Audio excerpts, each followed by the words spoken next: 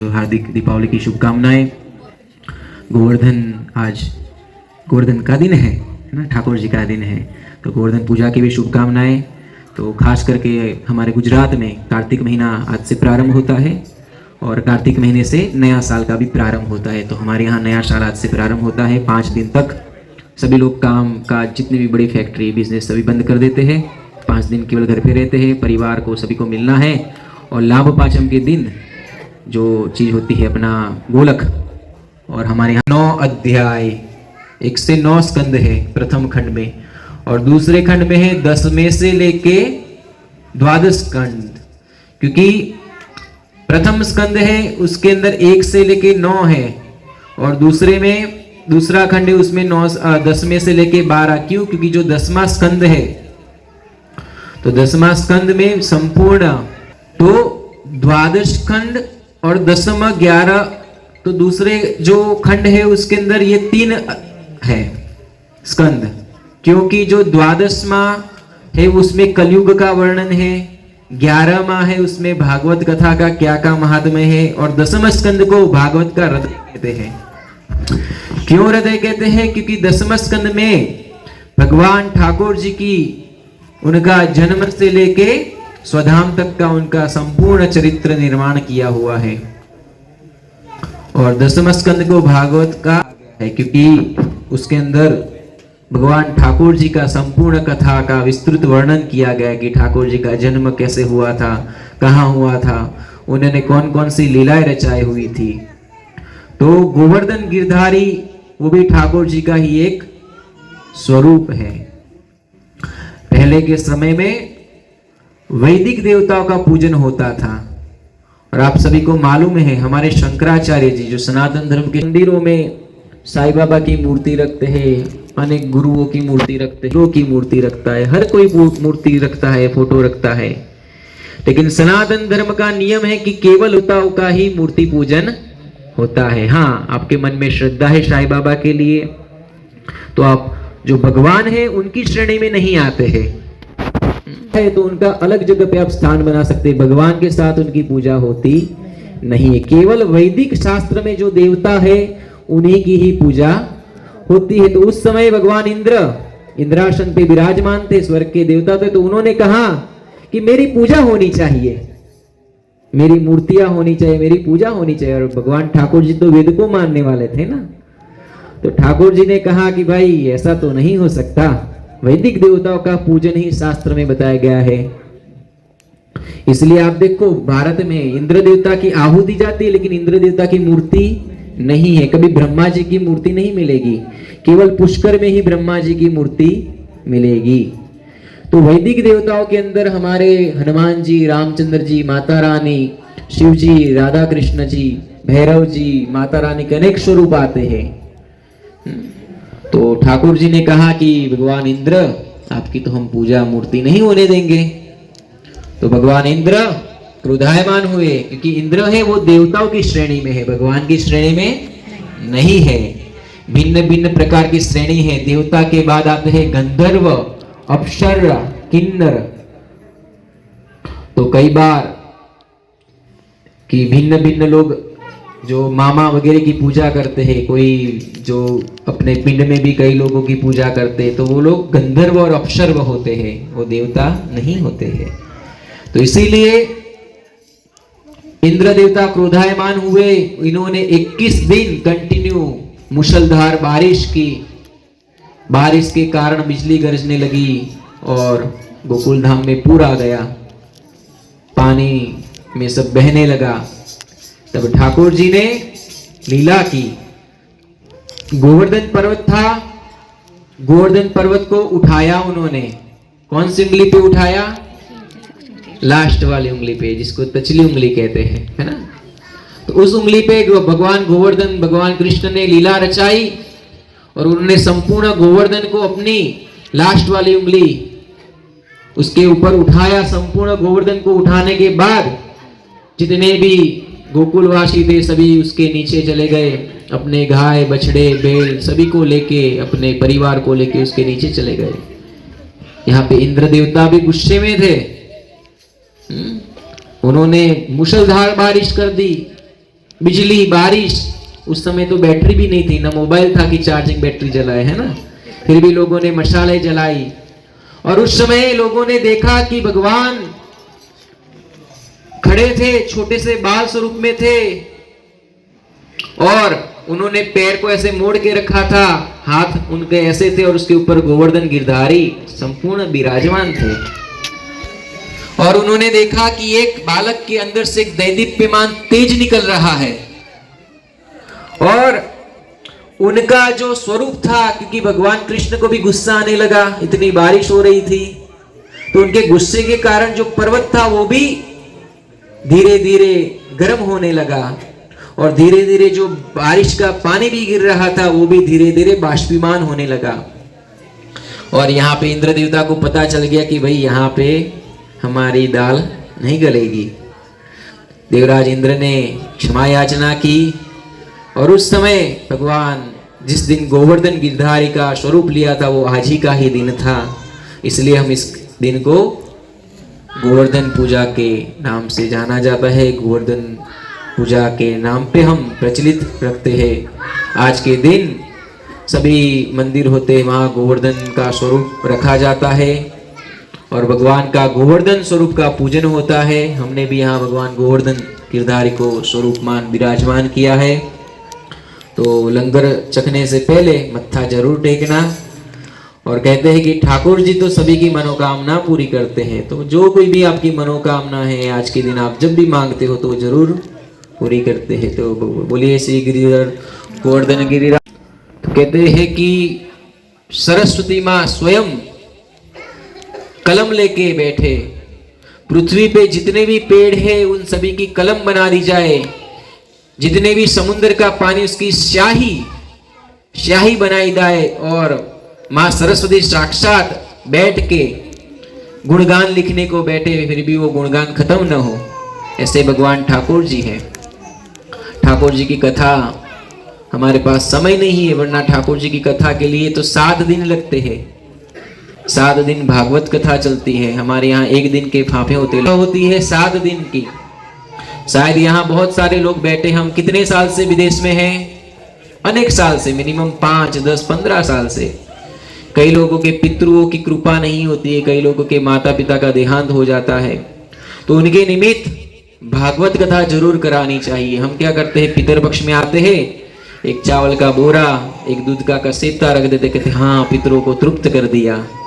पितरों को उससे तो तृप्ति मिलती है, लेकिन पितरों को शांति नहीं मिलती है। इसलिए आप देखो, अभी जो कार्तिक का महीना होता है ना, तो अब हरिद्वार जाओ, तो ऋषिकेश जाओ, तो वहां भागवत कथा विराजमान होती है। और मेरे यहाँ तो कई लोग ऐसे होते हैं जी, भागवत कथा बिठाते हैं। 7 दिन पोथी होती है, घर से पोथी यात्रा होती है। पहले दिन जल यात्रा होती, कलश यात्रा होती है, छोटी छोटी बालिका कलश लेके जाती है। भागवत का जो कथाकार होता है उनको हम व्यासपीठ देते हैं, हमें पंडित जी विधि विधान से होती है। 7 दिन कथा चलती है। 7 दिन कथा के बाद 7 दिन कथा के अंदर भी भिन्न भिन्न दिन होते हैं। उसमें भगवान वामन देवता का जन्म होता है। भागवत कथा के अंदर एक दिन ऐसा होता है कि भगवान ठाकुर जी का जन्मोत्सव मनाया जाता है। माँ देवकी का कोई स्वरूप लेता है, कोई जशोदा मैया बनती है। ऐसे भिन्न भिन्न नाटक के तौर पे हम वहाँ पे प्ले वगैरह करते हैं। और आखिर दिन भागवत का जो आखिरवा स्कंद होता है, उस दिन भागवत की पोथी यात्रा होती है, एकदम शोभा यात्रा होती है, सभी साथ में चलते हैं। तो ऐसा कुछ होता है तो अद्भुत आनंद होता है, पितृ तृप्त होते हैं, है ना। तो कभी ऐसा समय मिले तो इंडिया में जाओ, है बहुत कमाया, कभी अपने माता पिता के लिए भी खर्चना चाहिए। उन्होंने हमें जन्म दिया है और कहते हैं माता पिता का ऋण हम कभी समाप्त नहीं कर सकते। हमारी चमड़ी निकाल के उनकी चप्पल बना के माता पिता को पहनाए ना, फिर भी उनका ऋण समाप्त नहीं होता है। 3 लोगों का ऋण हमेशा हमारे ऊपर रहता है। सबसे पहले ऋषि ऋण। ऋषि ऋण माने क्या कि हमारे ऋषि मुनि, देखो ऋषि मुनि कितने महान तपस्वी थे, वेदों की रचना थी, लेकिन कभी हमने मूर्ति पूजा की? कोई ऋषि की पूजा होती है? नहीं होती है। और आजकल हम साईं बाबा वगैरह की पूजा करते हैं, है ना। साई चरित्रामृत में लिखा होता है कि साईं बाबा क्या खाते थे, है ना। हमें उसमें जाना नहीं है, वरना विवाद हो जाएगा, किसी की श्रद्धा होती उसको ठेस पहुंचेगी। हमारे ऋषि मुनि कितने पराक्रमी थे, कितने परशुराम जैसे, लेकिन कभी कभी देखा, कभी मूर्ति उनकी रखी है, पूजा होती है, कोई मंदिर में ऋषियों की पूजा होती है। 7 ऋषि थे, भरद्वाज, गौतम, अत्रि, वशिष्ठ, कश्यप। नहीं होती है। वैदिक काल में वैदिक देवताओं की ही पूजा होती है, यही हमारा सनातन धर्म है। लेकिन आजकल मंदिर में क्या होता है, लोगों को खुश करने के लिए हर भगवान की पूजा करते हैं, है ना। तो कभी ऐसा नहीं होना चाहिए, पाप लगता है। लेकिन क्या करे, क्योंकि भागवत में खुद लिखा है द्वादश स्कंद में कि कलयुग का ऐसा वर्णन होगा। कभी समय मिलेगा तो द्वादश स्कंद की हम संपूर्ण कथा करेंगे कि द्वादश स्कंद में कलयुग का वर्णन लिखा है कि 13 साल की लड़कियां गर्भवती होगी और इंसान की आयु केवल 20 साल की होगी। आज देखो 20 साल से भी कम उम्र में लोगों का देहांत हो जाता है ना। उस समय भागवत के अंदर लिखा था कि तेल, दूध, आटा, उन सब का क्रय विक्रय होगा। क्रय विक्रय माने खरीदी और आप्लेन। उस समय के ऋषि मुनि सोचने लगे, अरे ऐसा होगा। और आज के समय में देखो, आटा भी पैसे से मिलता है ना, मिलता है ना, दूध भी पैसे से मिलता है। पहले के समय में दूध पैसे से नहीं मिलता था कि आप क्या करो, आटा दो तो वो दूध देंगे, किसी को नमक दो तो ये ऐसे आदान प्रदान होता है। उसके बाद क्या था, फिर धीरे धीरे कौड़ी एकदम समाप्त हो गई। इसलिए हम क्या एक कहावत आने लगी कि ये तो कौड़ी के दाम बिकता है। मैंने कौड़ी की भी कोई प्राइस नहीं रही, आज मनी हो गया है। मनी में भी रुपया हो गया। सबसे ऊपर कौन है, पाउंड है ना, 102 चल रहा है ना INR। तो धीरे धीरे कलयुग का ऐसा स्वरूप आएगा। कलयुग के अंदर सबसे पहले सभी के मन के अंदर का जो भाव होगा वो खत्म हो जाएगा। किसी के अंदर दया नहीं रहेगी, है ना। आप देखो, हम कई वीडियो देखते हैं तो कोई मर रहा है, कोई प्राणी तड़प रहा है, लोग वीडियो बना रहे, उसको वीडियो फॉलोवर्स, लाइक्स, कमेंट्स के लिए। लेकिन वो वीडियो उतारने वाला ऐसा नहीं सोचता कि इसको बचाए। कई झगड़ा होता है, लोग वीडियो उतारते हैं केवल मनोरंजन के लिए। किसी के अंदर दया भाव नहीं है ना। दूसरा, क्षमा नहीं है। क्षमा माने छोटी सी कोई बात होती है, कोई गुस्से हो जाता है। परिवार में 2 इंसान होते हैं, इन्होंने मैनू ये कह दिया, 1 साल तक 2 साल तक बोलना नहीं है। साढ़े माता पिता ने नहीं किया था, ये कौन है कहने वाला, ऐसे करके हम मुंह फुला के बैठ जाते हैं। जिंदगी कितने साल की है? कोई मुझे बता सकता है कि मैं 100 साल जीने वाला हूं? बताओ। फिर भी कुछ समय के लिए आते हैं, कोई 1-2 शब्द ऐसे हो जाते हैं, मुंह फुला के हम बैठ जाते हैं। तो इसलिए कलयुग में क्या है, क्षमा नहीं है। दूसरा, कलयुग के अंदर बहुत सारे दोष है। कलयुग में बताया गया कि जब परीक्षित राजा, उस समय परीक्षित राजा इतने तपस्वी थे कि कलयुग अंदर नहीं आ सकता था, पृथ्वी पे नहीं आ सकता था। और जब कलयुग आया और उन्होंने प्रार्थना की कि भगवान मुझे आने दो, परीक्षित को कहा, परीक्षित ने कहा कोई बात नहीं, आओ। तो सभी गंदी जगह, जो जुगार होता है ना, जुगार खेलते हैं आजकल, वो रमी प्ले करते हैं, गेम के अंदर भी खेलते हैं, वो सब जुगार है। तो जुगार के अंदर कलयुग का वास है। फिर कई लोग मदिरा का पान करते, तो मदिरा के पान के अंदर भी कलयुग का वास है। कई लोग कहते हम तो मदिरा पीते हैं, क्या होगा? तो मदिरा पीने से मदि भ्रमित हो जाती है। तो सभी जगह पे कलयुग का वास था। कलयुग ने आखिर में कहा कि परीक्षित राजा, आपने सभी बुरी जगह पे मेरा वास कर दिया है, कोई ऐसी अच्छी जगह है? तो परीक्षित राजा ने कहा कोई बात नहीं, सुवर्ण के अंदर तुम्हारा वास रहेगा। उस समय परीक्षित ने क्या पहना था? सोने का मुकुट। और उसी समय कलयुग कहां पे विराजमान हो गया? परीक्षित राजा के दिमाग में। और एक ऋषि तपश्चर्या करते थे, उनके ऊपर सांप रख दिया और उनके पुत्र देख दिया और उन्होंने कहा कि आज से 7 दिन के बाद तक्षक नाग का दंश होगा और तुम्हारा मृत्यु होगा। इसलिए परीक्षित ने जाते जाते सुखदेव मुनि से क्या सुना? संपूर्ण भागवत कथा सुनी। यहां से भागवत कथा का प्रारंभ हुआ। परीक्षित राजा था, पार्टी नहीं कर सकता था, घूमने नहीं जा सकता था। आज यहाँ इतने सारे बैठे, किसी को कहो भाई आपकी जिंदगी के 7 दिन बचे हैं, क्या करोगे? पंडित जी, पहले फ्लाइट पकड़ूंगा, इंडिया जाऊंगा, मिलूंगा, सभी दोस्तों को मिलूंगा, एंजॉय करूंगा, बाद में जो दुख है वह देखा जाएगा। लेकिन परीक्षित राजा ने क्या किया? 7 दिन कथा का श्रवण किया, क्योंकि मालूम था कि मृत्यु है। और कहते हैं कि तक्षक नाग जब उनको दंश देने आ गया, उसके पहले ही परीक्षित राजा का मोक्ष हो गया था। इसलिए भागवत कथा श्रवण करनी चाहिए। तो भागवत कथा तो बहुत विस्तृत है, अगर आज सुनाने जाओ ना तो टाइम ऐसे ही चला जाएगा, है ना। पेट में भी थोड़ा हमारा जगह थोड़ा बन रहा है। तो इसीलिए भागवत कथा का श्रवण करना चाहिए। और सबसे पहले आजकल के कथाकार, मैं यहाँ पे व्यासपीठ पे तो विराजमान नहीं हूँ, लेकिन आजकल के कथाकार ज्यादातर लोगों को मनोरंजन कराते हैं, असली कथा क्या है वो बताते नहीं है ना। असली कथा का श्रवण होना चाहिए। असली कथा जो भागवत के अंदर बताई गई है, मेरे ख्याल से एक या दो ही कथाकार, एक रमेश भाई ओझा है और एक डोंगरेज बापू थे। एक हमारे गुजरात में संत डोंगरेज बाबू, पूज्य डोंगरेज बाबू संपूर्ण कथा आंख बंद करके करते थे। आजकल क्या है, कथा के नाम पे नृत्य होने लगा है ना, शाम को पार्टियां होती है। तो धीरे धीरे ये सब समाप्त हो गया। एक भागवत में बताया गया था कि कलयुग में ऐसा है, लेकिन कलयुग का एक धर्म है, कलयुग में जितना दान करोगे उतना आपको पुण्य मिलेगा। कितना?